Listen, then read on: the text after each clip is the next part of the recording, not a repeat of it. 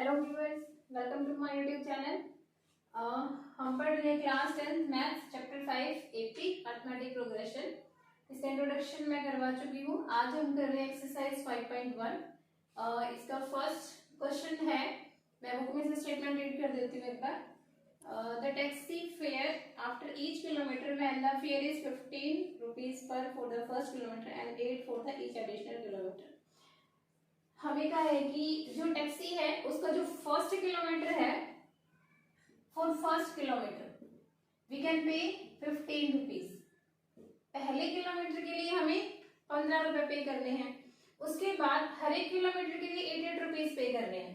जैसे देखिए, मुझे 4 किलोमीटर जाना है, सो यहाँ से जो मेरा फर्स्ट किलोमीटर कंप्लीट होता है इसके लिए मुझे 15 रुपए पे करने हैं, तो मैंने 15 पे किए। आफ्टर दैट अगर मुझे मान लो 2 किलोमीटर जाना है तो यहाँ तक मेरा 2 किलोमीटर पूरा हो जाता है, तो 15 में पे कर चुकी हूँ। अगर 1 किलोमीटर से ज्यादा आपको जाना है तो आपको हर एक किलोमीटर के लिए सिर्फ 8 रुपए पे करने हैं। यानी यहाँ से लेकर यहाँ तक जाने के लिए मुझे कितने रुपए पे करने पड़ेंगे? सिर्फ 8 रुपए।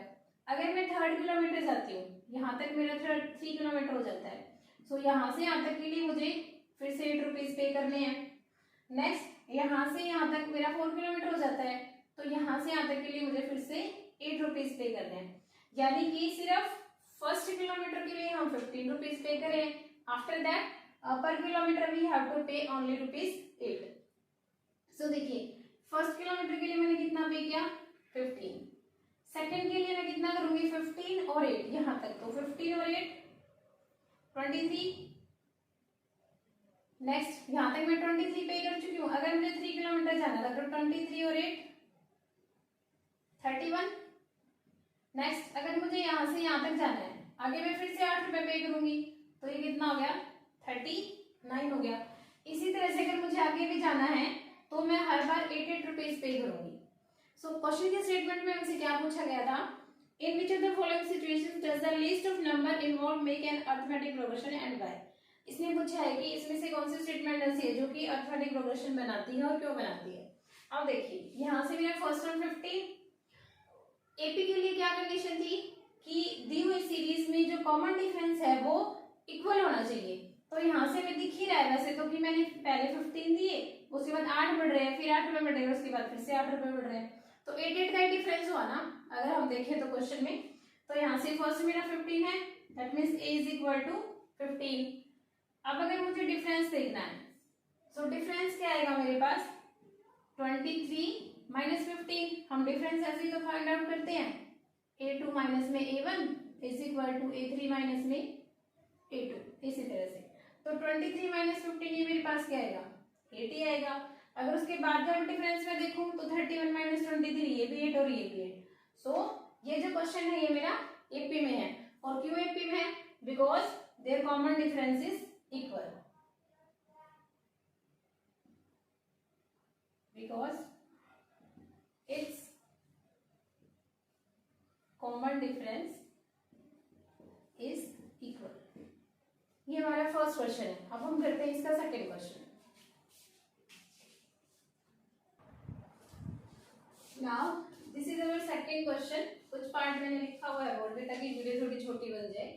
सेकंड क्वेश्चन के स्टेटमेंट में आपको दिया हुआ है कि जो एयर है सिलेंडर में वो फर्स्ट रिमूवल में 1/4 पार्ट बाहर निकलती है, और जो मेरा सेकंड रिमूवल होता है उसमें जो बचा हुआ पार्ट है उसका 1/4 पार्ट बाहर निकलती है।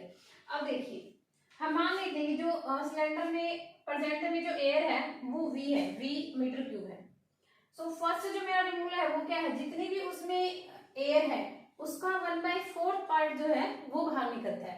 यानी कि अगर 1 है तो 1 माइनस 1/4, यानी 1 का 1/4 भाग बाहर निकल जाता है। सो यहाँ पे इसमें V था, V का 1/4 क्या होगा? 1/4 भी होगा। तो पहले रिमूवल में क्या हुआ? V minus 1/4 V। 4 एलसीएम आएगा तो 4V माइनस V 3V/4 हो जाएगा। सेकंड टाइम जब हम उसको रिमूवल देंगे तो सेकंड टाइम में जब एयर निकलेगी तो कितनी निकलेगी? उसने कहा था जो रिमेनिंग है जो बच जाती है उसका 1/4 पार्ट बाहर आती है। देखिए यहाँ से 3V/4 बची, 3V/4 माइनस जो बची हुई है उसका 1/4 पार्ट जो है वो बाहर निकलता है। तो ये बची हुई थी ये 3v/4 इसका 1/4 किया हमने, वो इसमें से बाहर निकलती है। अब इसको जब सॉल्व करेंगे तो एलसीएम 4 4 16 16 एलसीएम आएगा, तो माइनस करेंगे तो 9/16 v आ जाएगा।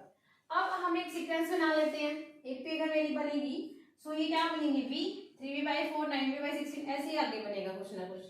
तो हम देख लेते हैं कि इनका कॉमन डिफरेंस इक्वल आता है या नहीं आता है, क्योंकि क्वेश्चन में पूछा गया है कि दी हुई जो इक्वेशन है वो एपी में है या नहीं है।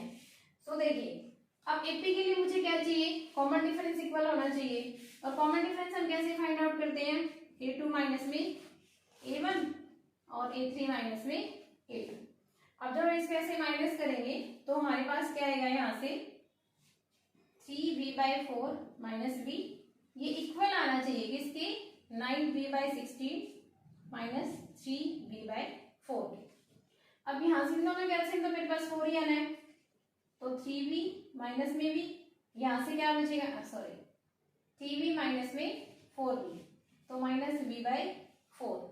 अब जब हम इसको सॉल्व करेंगे तो यहाँ से एलसीएम क्या आएगा 16, 9v माइनस में 12v, तो यहाँ से मेरे पास कितना बचेगा, माइनस का 3v/16, माइनस 3v/16, माइनस से तो माइनस कैंसिल हो रहा है, बट कॉमन डिफरेंस है तो दोनों में क्या होना चाहिए, इक्वल आना चाहिए था, जब ये दोनों तो इक्वल है ही नहीं। सो अगर ये इक्वल नहीं है तो ये जो दी हुई इक्वेशन है वो एपी में भी नहीं है। सो रीजन पूछा था, क्या बताएंगे, because it's common difference is not equal, that's why given equation is not in AP. ये है आपका सेकंड क्वेश्चन। अब हम करते हैं थर्ड क्वेश्चन।